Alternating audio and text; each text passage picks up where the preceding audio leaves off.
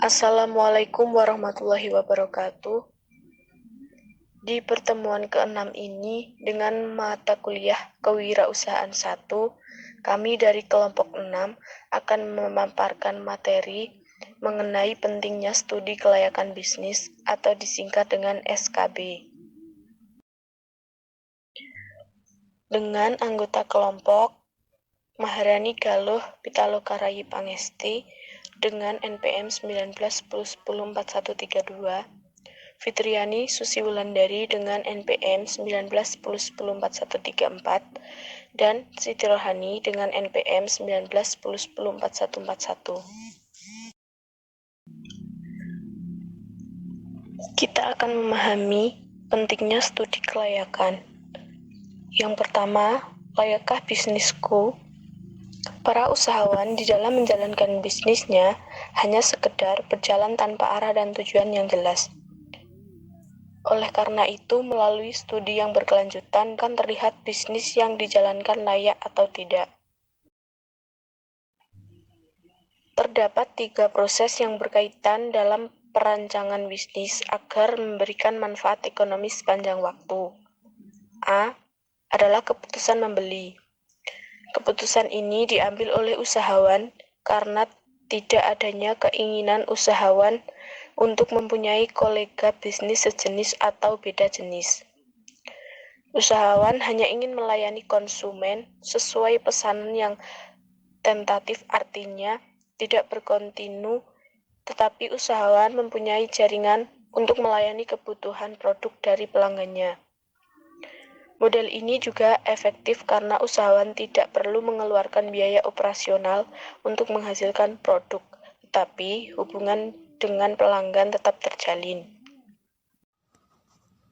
Selanjutnya, B. Keputusan membuat sendiri. Keputusan ini diambil usahawan karena ditopang dengan adanya bahan baku dan alat produksi.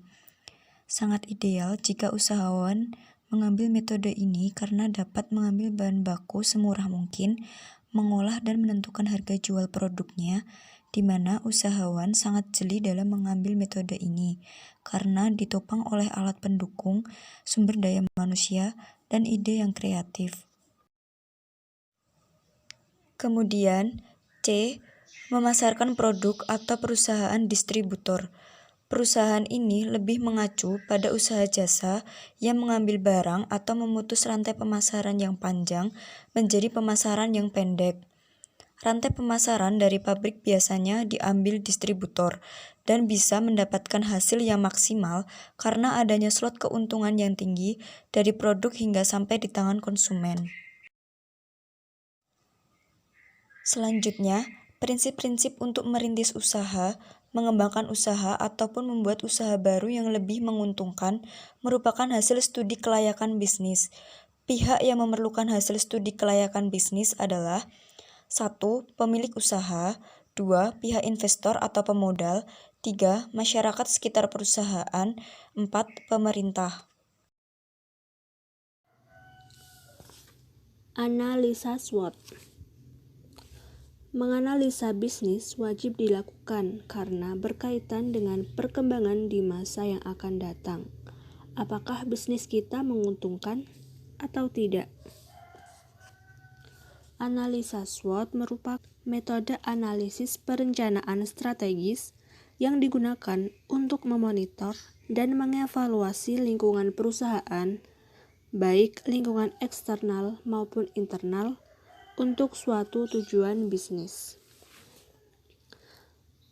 Terdapat 4 komponen dalam analisa SWOT. Yang pertama yaitu analisa kekuatan atau strength. Mengidentifikasi posisi keunggulan produk kita di pasaran saat ini dan yang menjadi daya tarik produk dalam masa terukur produk kita. Yang kedua ada analisis kelemahan atau weakness. Menjabarkan tentang apa saja yang menjadi kelemahan produk bisnis kita jika produk kita ternyata kalah bersaing dengan produk sejenis yang ada di pasaran. Analisa yang ketiga adalah peluang atau opportunity. Peluang untuk mengukur kesempatan daur hidup produk kita, baik saat produk itu tercipta, sudah berada di pasaran, atau jika nantinya mengalami kemunduran, apakah masih bertahan atau tidak. Dan yang terakhir ada analisa ancaman atau threat. Seberapa kuat produk kita menghadapi persaingan, diversifikasi produk pesaing, dan pesaing itu sendiri. Sekian pemaparan materi dari kelompok kami. Apabila ada salah kata, kami mohon maaf. Kami akhiri. Wassalamualaikum warahmatullahi wabarakatuh.